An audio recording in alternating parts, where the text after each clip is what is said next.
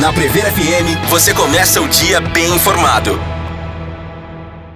Agora 6h43, voltamos com o primeiro jornal na Prever FM nesta manhã de sexta-feira. E hoje é sexta-feira, é dia de termos a participação do prefeito Fábio Leite no primeiro jornal. Prefeito, bom dia, satisfação em tê-lo aqui. Bom dia, Márcio, bom dia, Lorival, bom dia, Ellen, Natália, bom dia, amigos da Rádio Prever, um prazerzão estar aqui nessa sexta-feira com vocês.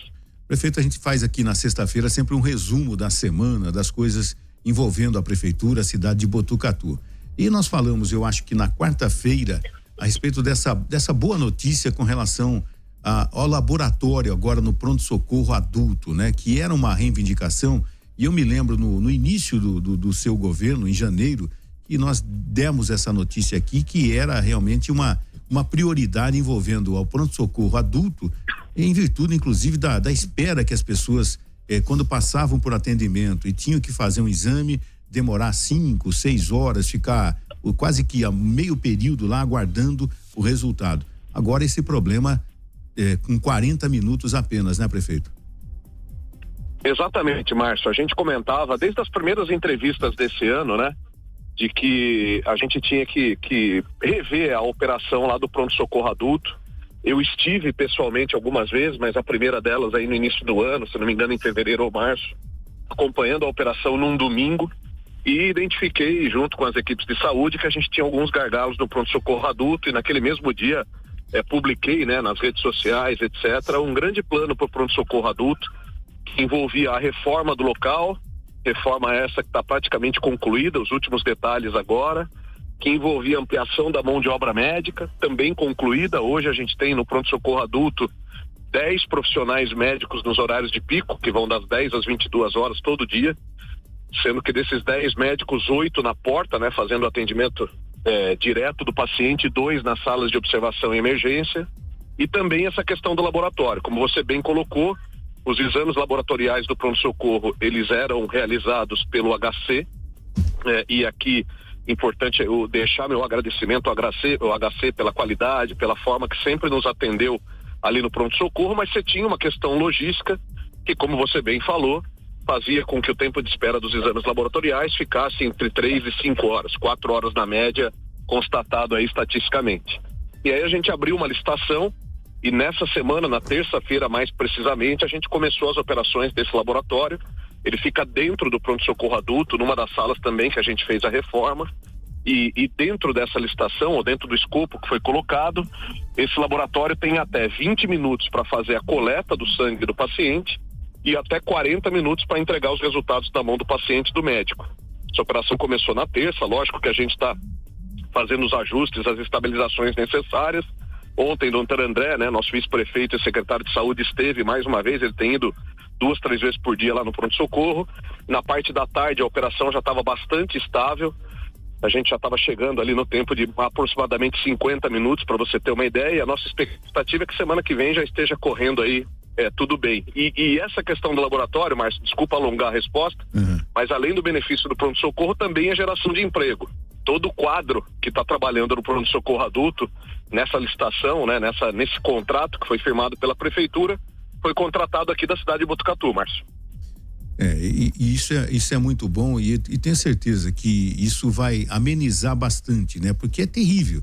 E também é uma condição que necessária. Você é atendido, precisa no exame, vai demorar.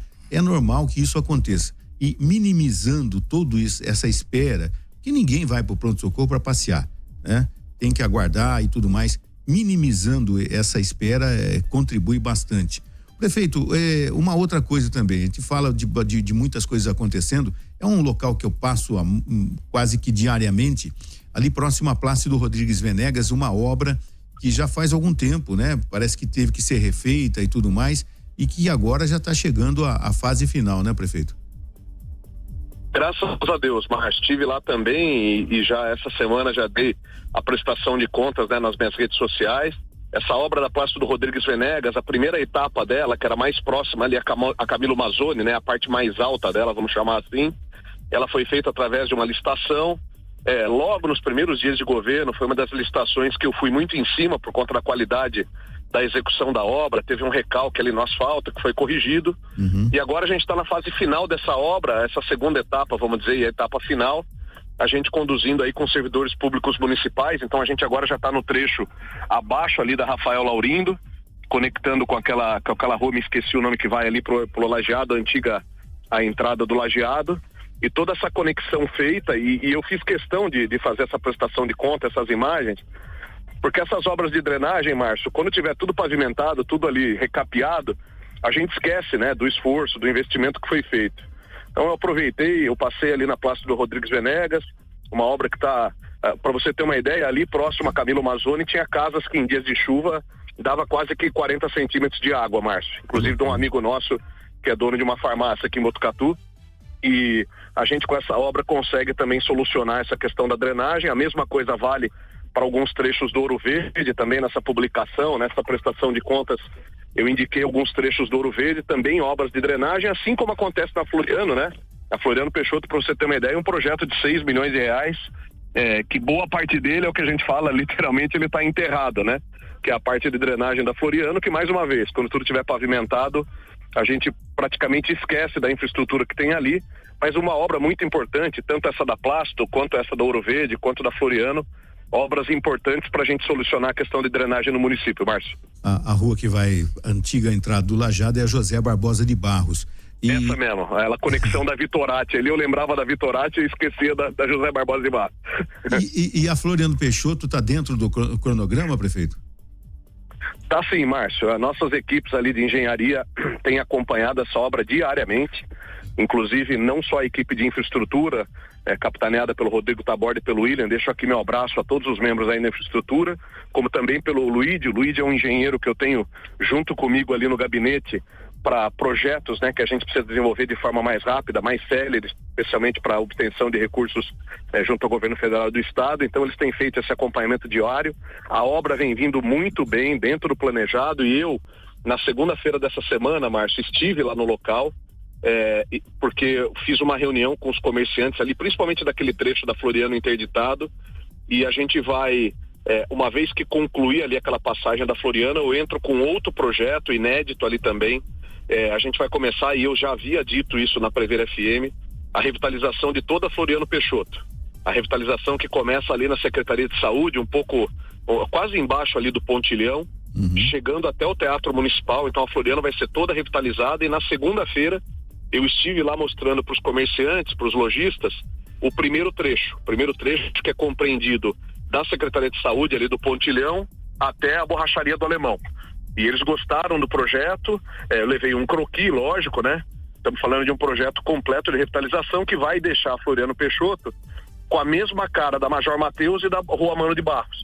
Então a gente vai fazer essa conexão com essa grande revitalização, não só uma questão importante de drenagem, de pavimentação, mas também de recuperação de uma via importante do município, da região central, como um incentivo também ao desenvolvimento do comércio na região, Márcio. E como é que foi a aceitação, prefeito? Porque a gente passa diariamente, né, pela Floriano Peixoto, e ali, né, um trecho centenário da cidade que precisa realmente uma remodelagem, uma revitalização. Como é que os comerciantes aceitaram essa informação, prefeito?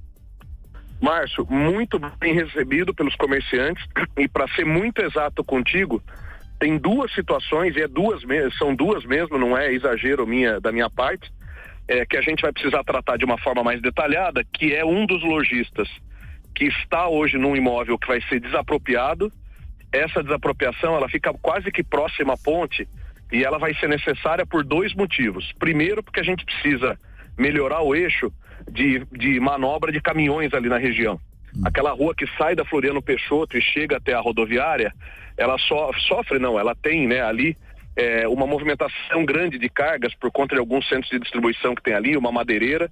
Então a gente precisa fazer uma desapropriação do imóvel na Floriano para melhorar esses ângulos que a gente fala na engenharia, né, de curva, e também porque a gente vai criar ali bolsões de estacionamento. Entendi. Então essa estratégia que eu também havia antecipado com vocês da Rádio Prever aí no primeiro jornal, a nossa ideia é espalhar bolsões de estacionamento pela cidade, e a nossa ideia com essa desapropriação é ter também ali um bolsão de estacionamento. Então, vamos dizer, a primeira situação que a gente vai ter que tratar mais detalhada é essa, e a segunda um outro lojista que fica do outro lado da ponte, que tem uma frequência grande de estacionamento em frente à sua loja, que agora o projeto de revitalização, as calçadas precisam ir para um padrão correto, com piso tátil, etc. Então a gente precisa ver a questão de carga e descarga dele, porque a gente também terá bolsões de carga e descarga ali na região para tirar os caminhões da Floriano em si e colocar nas vias adjacentes.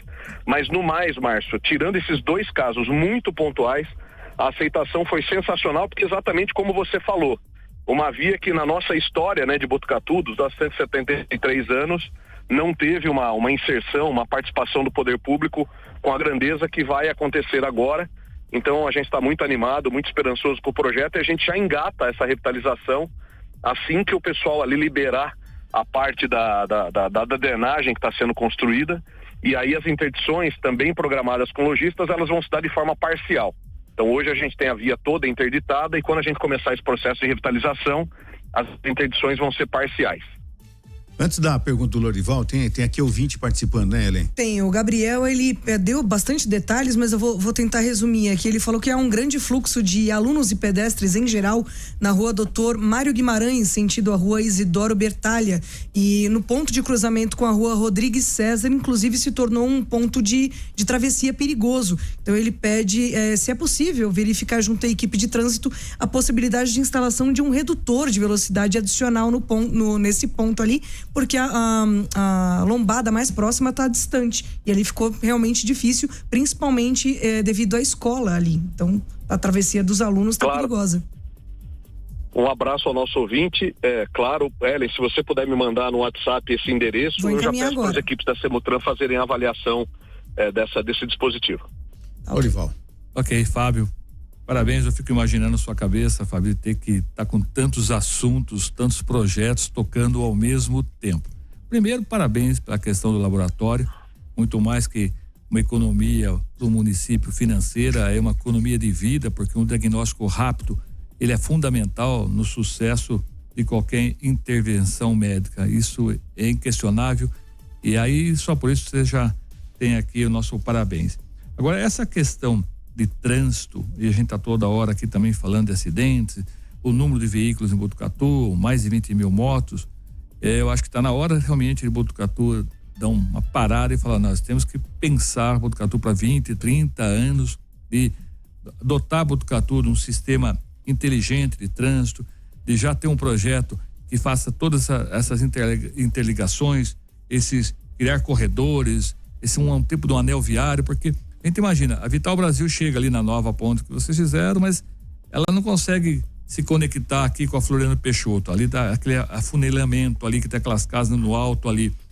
Seria o caso de abrir tudo ali, né? Fazer a Avenida Vital Brasil realmente ter uma avenida até Floriano Peixoto, ali onde é o sinaleiro ali do Pontilhão, ter uma rotatória para que possa ligar com a Vila Maria, a gente tem que começar a imaginar Botucatu do amanhã, porque hoje já está complicado, hoje é até difícil de arrumar, mas talvez o amanhã seja possível, viu, Fábio? Bom dia, Lorival, prazerzão falar contigo, você está coberto de razão. Botucatu, e eu falava isso na época de campanha, o Márcio aí, inclusive, com as inserções que fez democráticas, né, durante a campanha, ouviu eu dizendo isso pessoalmente. Botucatu é uma cidade de 173 anos, cujos 2 maiores investimentos viários, um foi o elevado Bento Natel, há décadas atrás, e a última, aquela conexão que foi feita no nosso viaduto ali do José de Lara Carvalho, ligando o Jardim Paraíso, ali a Vila dos Lavradores, com a região leste da cidade. Então você está coberto de razão, Botucatu uma cidade com vias estreitas, com poucas vias, com essa dimensão, vamos dizer, mais de avenida, né, de fluxo intenso de veículos. E a nossa ideia, a nossa programação é de fato fazer o que você falou no início da sua fala, que é a grande contratação de um plano de mobilidade. A gente, nesse momento, eu estou fechando, eu ainda não posso dizer qual que é a instituição, mas é uma instituição renomada, acadêmica do Brasil. A gente está fechando a contratação de um plano relacionado ao transporte público, para a gente fazer a revisão completa do sistema de transporte público de Botucatu, desde da questão dos modais, né? Que tipo de transporte a gente vai usar, se é só ônibus, se é ônibus combinado com algum outro tipo de modal, como também a revisão completa de linhas, de horários, de pontos, enfim, esse projeto a gente está contratando, eu quero tentar, ainda no mês de agosto, assinar esse contrato. E uma vez contratado, Lorival, a gente parte daí a pesquisa, e pode inclusive ser a mesma instituição, para a gente contratar um plano de mobilidade. A ideia é fazer a contratação de um plano que olhe Botucatu, como você também mencionou, nos próximos 10, 20, 30 anos, para que os investimentos que sejam feitos a partir de agora no município do ponto de vista de viário, eles sejam investimentos que tenham essa lógica técnica, né? Então você deu o exemplo do anel viário, muito bem colocado também. Eu acho que a gente não escapa de fazer isso. São obras do ponto de vista de tempo longo e do ponto de vista econômico, investimentos muito pesados, mas que a gente precisa fazer. Assim como a gente está fazendo as obras de drenagem, o que explica a minha ida para Brasília terça-feira, que é uma continuidade, né?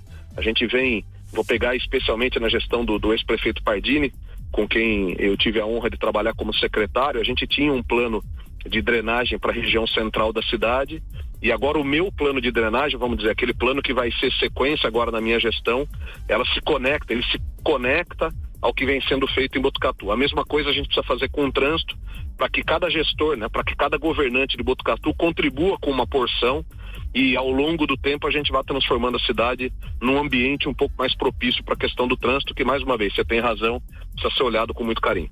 Sim, quando você vem ali de Rubião, chega ali na Praça Brasil-Japão, ali tem que fazer uma conexão e que vai sair lá na frente da Unimed para já pegar a rotatória, quer dizer, para você ir hoje de um ponto ao outro, você faz muita quebradinha, vira à esquerda, vira à direita, anda um pedacinho, para, anda de novo. Então nós precisamos imaginar mesmo, se não um anel viário, obviamente fazendo a volta transição, mas criar corredores rápidos no sentido que tenha poucas quebradas, poucas interdições, para que o trânsito consiga fluir de uma forma mais eficiente na cidade. Prefeito, Perfeito. Ontem eu passei ali atrás do IECA, ali naquela, passando Santa Marcelina e tudo mais, e ali tudo paralelepípedo ainda, né? E eu me lembrei, quando eu fui secretário do tiro de guerra, tinha um zelador lá, o seu João Lopes Pereira, que ele foi funcionário da prefeitura desde sempre, e ele foi calceteiro, que era uma profissão que hoje talvez não exista mais, que eram as pessoas que com ferro, eles alinhavam os paralelepípedos. E ali é um teste para você torcer, para você saber se o seu carro tá com os amortecedores em dia, tal, porque realmente ali... Compra o carro, dá uma volta lá para ver se faz barulho. O meu mecânico, ele faz o test drive ali, porque você vai passar para ver se tá tudo em dia, se tem muito barulho no seu carro e tudo mais. Existe alguma coisa de não tirar o paralelepípedo, mas de alinhar aquilo lá, de resgatar algum calceteiro de plantão para resolver aquele problema? Prefeito? Vai ter que desenterrar algum, hein? Não acha mais. Marcelo, você falou a questão, você abriu a frase falando a questão correta, né? Essa função do calceteiro, ela realmente é uma função que, infelizmente, no Brasil, ela está caindo em extinção, vamos falar assim. Então é difícil a gente encontrar profissionais dessa linha. O que a gente está fazendo na prefeitura? De fato, ali é uma região que precisa ser mexida, ali é uma região tombada pelo patrimônio histórico, então essa estrutura do paralelepípedo, ela não pode ser modificada, ela pode ter manutenção, mas ela não pode ser modificada, não pode ser recapeada, pavimentada. A gente está abrindo um registro de preço na prefeitura. O Felipe Martins, que trabalha comigo ali no gabinete também, esteve visitando algumas tecnologias, tanto no Paraná quanto em Minas Gerais, exatamente dessa colocação de pedras, né? São estados que ainda têm esse cacoete, né? Essa tradição de desenvolver vias pavimentadas com pedra, com rachão. Felipe esteve lá em loco, a meu pedido, e trouxe 2 tecnologias para Botucatu, tecnologias essas que vão permitir não só a manutenção de pavimentos como esse da região da cidade, como também desenvolver pavimentos com pedra, com rachão, em locais com característica turística de Botucatu: Rio Bonito, Mina, Porto Saide, Alvorada da Barra, Vista Alegre, Green Valley, Demétria, o próprio Vale do Aracatu. Então a gente está montando, o Luíde, que eu comentei com vocês há pouco, o engenheiro que trabalha conosco ali, e o Felipe estão montando esse registro de preço. É um registro de preço que tem esse objetivo, é a aplicação desse tipo de tecnologia, vamos chamar assim, ou desse tipo de pavimento, e a manutenção desse tipo de pavimento. Em estando de pé esse registro de preço, aí a gente consegue partir efetivamente para a manutenção dessas vias aqui, que inclusive eu estou passando sobre ela agora. A gente consegue partir para a manutenção dessas vias da região central da cidade. Eu confesso para você que a gente tem, acho que a palavra correta aqui é medo, porque essa colocação dos paralelepípedos, se a gente mexer e o serviço, né, não for bem executado, o que hoje é ruim para fazer o test drive, como o Lorival comentou, aí a gente vai ter aqui na região da cidade um problemaço contratado. Entendo. Mas a ideia é que com esse registro de preço a gente teste essa tecnologia em alguma via que não seja pavimentada, usando esse conceito de pavimentação em pedra, e em dando certo a gente traz para cá para fazer a manutenção dessa região central de Botucatu. Então, se tiver algum calceteiro aí na cidade, olha, é oportunidade de trabalho. Eu estava vendo aqui, mas calceteiro, profissional especializado na pavimentação de ruas, calçadas e outras superfícies usando pedras, paralelepípedos ou blocos de concreto. Uma profissão tradicional que combina habilidade manual com conhecimento técnico. É isso mesmo. Tá vendo? A gente às vezes não dá tanto valor ou acha que é uma profissão, né, menor, mas não, olha, é difícil. Se tiver algum aí, vai lá na prefeitura, tem serviço. Prefeito, gostaríamos de agradecer mais uma vez a sua participação, já são 7h04, uma boa sexta-feira, um bom final de semana e até a semana que vem com boas notícias aqui no Primeiro Jornal, prefeito. Eu que agradeço, Márcio, o espaço que vocês sempre dão, fico à disposição, se chegar alguma outra questão, alguma outra pergunta, a Ellen tá mais do que autorizada a mandar aqui no meu WhatsApp pra gente ir tratando. No mais, tenham todos vocês um ótimo dia, um abençoado final de semana, até semana que vem, se Deus permitir. Um abraço, obrigado prefeito. Você ouviu Primeiro Jornal, Prefeira FM.